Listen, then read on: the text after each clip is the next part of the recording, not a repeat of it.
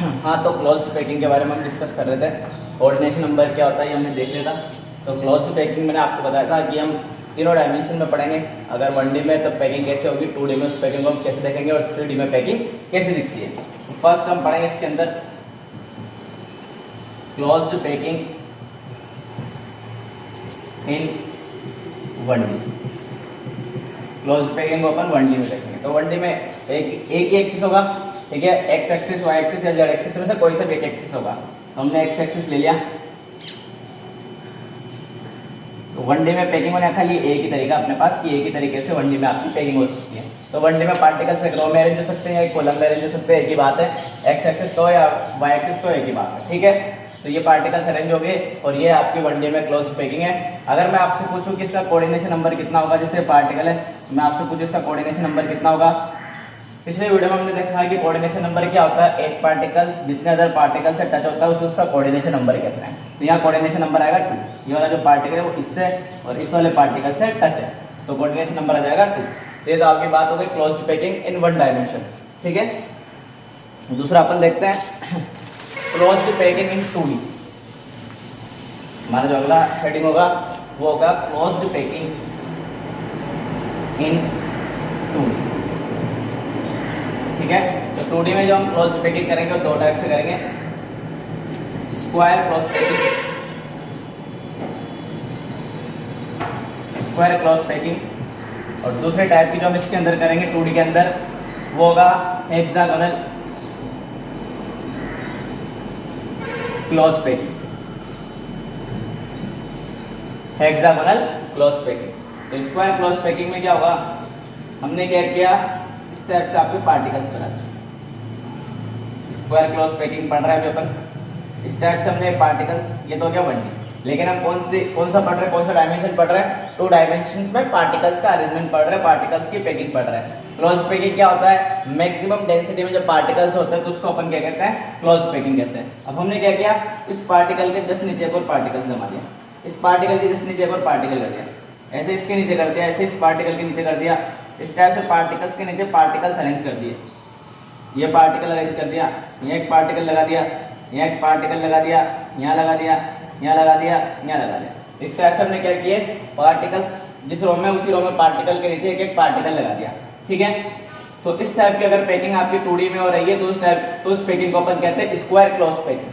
क्या कहते हैं, स्क्वायर क्लोज पैकिंग। अब देखो इसको स्क्वायर क्या कहते हैं, वही साहब एक पार्टिकल आप उठा लो, ये पार्टिकल उठा लिया अपन ने, ठीक है। अगर हम इसको देखें तो कितने पार्टिकल से टच हो रहा है, 1 2 3 और 4, इन 4 से टच हो रहा है। तो फर्स्ट ऑफ ऑल तो इसका कोऑर्डिनेशन नंबर आ गया 4।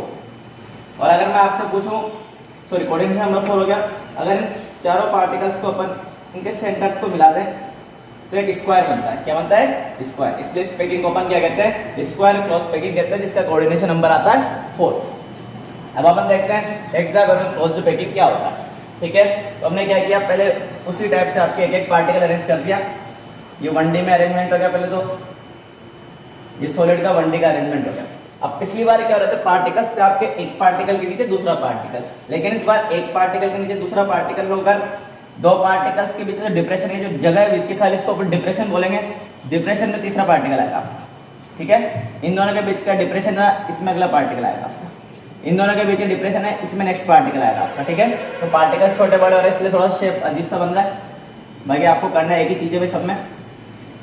इन दोनों पार्टिकल के डिप्रेशन में अगला पार्टिकल आएगा, इनके डिप्रेशन में अगला आएगा, ठीक है। इन दोनों पार्टिकल्स के डिप्रेशन में अगला पार्टिकल आएगा, इन दोनों पार्टिकल के डिप्रेशन में एक पार्टिकल आएगा, इन दोनों पार्टिकल्स के डिप्रेशन में एक पार्टिकल, इन दोनों पार्टिकल्स के डिप्रेशन में एक पार्टिकल, ठीक है। इस टाइप से आपको हेक्सागोनल क्लोज पैकिंग आपको बनानी है, ठीक है। इसमें अगर अपन देखें कि कोऑर्डिनेशन नंबर कितना होगा, तो हमने क्या किया, ये एक पार्टिकल ले लिया और इस पार्टिकल, जितने पार्टिकल से टच हो रहा है पार्टिकल, उसको इसका अपन क्या कहेंगे, कोऑर्डिनेशन नंबर कहेंगे। तो इस पार्टिकल को देखा अपन ने, एक इससे टच हो रहा है, इससे टच हो रहा है, इससे टच हो रहा है, इससे टच हो रहा है, इससे टच हो रहा है, इससे टच हो रहा है। तो यहाँ हम कह सकते हैं कि इसका कोऑर्डिनेशन नंबर होगा 6, ठीक है, क्योंकि ये 6 पार्टिकल से टच हो रहा है। अब इन 6 पार्टिकल्स के अगर अपन सेंटर्स को मिला दें तो हमें एक बेंजीन लाइक स्ट्रक्चर मिल रही है, जो क्या आपका हेक्सागोनल है। इसीलिए इस पैकिंग को अपन क्या कहते हैं, हेक्सागोनल क्लोज पैकिंग कहते हैं। तो बच्चों ये हो गया आपका क्लोज्ड पैकिंग इन 2 डायमेंशन, ठीक है। क्लोज्ड पैकिंग इन 1 डायमेंशन में एक ही तरीका है, और 2 डायमेंशन में जब हम पैकिंग कर रहे हैं तो 2 तरीकों से कर सकते हैं, स्क्वायर वाले तरीके से और हेक्सागोनल वाले तरीके से। स्क्वायर वाले तरीके में पार्टिकल के नीचे पार्टिकल, हेक्सागोनल में क्या होगा, डिस्पर्सन के बीच में पार्टिकल आएगा। इसमें कोऑर्डिनेशन नंबर 4 है, इसमें 6 है। अब हमें देखना है क्लोज्ड पैकिंग इन 3 डायमेंशन, जिसको हम रख करते हैं।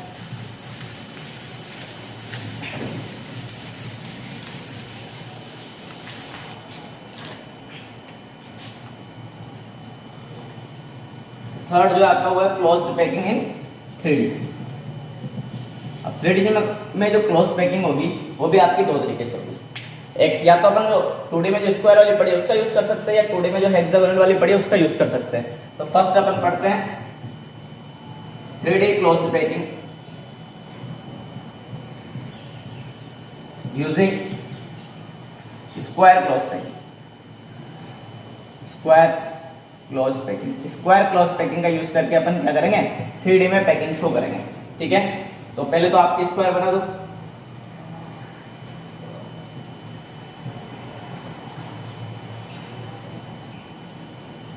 ये आपके बन गई स्क्वायर क्लोज पैकिंग। अब स्क्वायर क्लोज पैकिंग में कुछ नहीं है, ये आपके 2 एक्सिस है, इधर है आपका, ये आपका एक्स एक्सिस है और ये आपका वाई एक्सिस है। अब इस पैकिंग के अंदर अपने को कुछ नहीं करना है, एक्स और वाई तो ऑलरेडी बना हुआ है, इसके अंदर हमें जेड भी बनाना है। और जेड किस मैनर में बनाना है कि एक पार्टिकल के ऊपर दूसरा पार्टिकल है, ठीक है। इस पार्टिकल के जस्ट आगे एक पार्टिकल, इस पार्टिकल के जस्ट आगे एक पार्टिकल, इस पार्टिकल के जस्ट आगे एक पार्टिकल। ये एक्स एक्सिस हो गया, वाई एक्सिस हो गया, अपने को बाहर निकलता हुआ जेड एक्सिस भी बनाना है, ठीक है। और पार्टिकल किस टाइप से होगा, इसके जस्ट ऊपर अगला पार्टिकल होगा, ठीक है। यहाँ 2D में इसको बनाना पॉसिबल नहीं है, और इसके जस्ट ऊपर एक पार्टिकल होगा, मतलब पार्टिकल के आगे पार्टिकल हो गए, पार्टिकल के पीछे पार्टिकल हो गए, लेकिन किस मैनर में होंगे, पार्टिकल के ऊपर ही पार्टिकल है। ये जो डिप्रेशन है आपका इसमें नहीं है, ठीक है। तो ये हो गया आपका 3D close packing using square close packing, ठीक है। ऐसे होगा आपका, और इसमें पार्टिकल के ऊपर पार्टिकल आएंगे, ठीक है। उसके बाद अपन इसके अंदर दूसरा देखते हैं 3D क्लोज पैकिंग। इस बार यूज किसका करेंगे अपन, hexagonal close packing. 3D close packing using hexagonal close packing. Hexagonal का यूज करेंगे इस बार अपन। तो हेक्सागोनल में क्या होता है, ये पार्टिकल्स हैं, और पार्टिकल्स के डिप्रेशन में दूसरे पार्टिकल्स है, दूसरी रो के पार्टिकल्स, इनके डिप्रेशन में तीसरी रो का आएंगे, ठीक है। इस टाइप से डिप्रेशन में आएंगे पार्टिकल्स, ठीक है। अब इसमें क्या होगा, थर्ड ये हो गया आपका एक्स एक्सिस, और ये क्या हो गया, वाई एक्सिस। अब अपने को इसमें कौन सा एक्सिस शो करना है, 3D में पढ़ रहे तो अपने को जेड एक्सिस भी शो करना है। तो अपन इसमें जेड एक्सिस कुछ इस मैनर में शो करेंगे कि पार्टिकल के ऊपर पार्टिकल ना आकर पार्टिकल्स के बीच जो डिप्रेशन वाली जगह इसमें पार्टिकल आएगा ऊपर, ठीक है। डिप्रेशन वाली जो जगह है इसमें पार्टिकल आएगा इस टाइप से, ठीक है। तो इस टाइप से अपन क्या बनाते हैं, हेक्सागोनल क्लोज पैकिंग जो थी 2D में उसका यूज करके 3D क्लोज पैकिंग करते हैं, ठीक है। पार्टिकल्स के 2 पार्टिकल्स की जो डिप्रेशन होगा इसमें अपन क्या रखेंगे, इसके ऊपर तीसरा पार्टिकल रखेंगे, ठीक है। अब ये जो वर्ड बन रही है इस जगह, ठीक है, इस टाइप से ऑलरेडी था अपने पास 2D में, और अपन ने 3D में क्या किया, इसके ऊपर एक पार्टिकल रख दिया। तो यहाँ एक वर्ड बनेगी, बीच में खाली जगह रहेगी नीचे से पीछे से देखने पे, ठीक है। और इस वर्ड को अपन कहते हैं टेट्राहेड्रल वर्ड, ठीक है। वर्ड्स 2 टाइप के होते हैं, टेट्राहेड्रल, ऑक्टाहेड्रल वर्ड्स। इनके लिए हम एक सेपरेट वीडियो बना देंगे। आज के लिए इतना ही काफी है।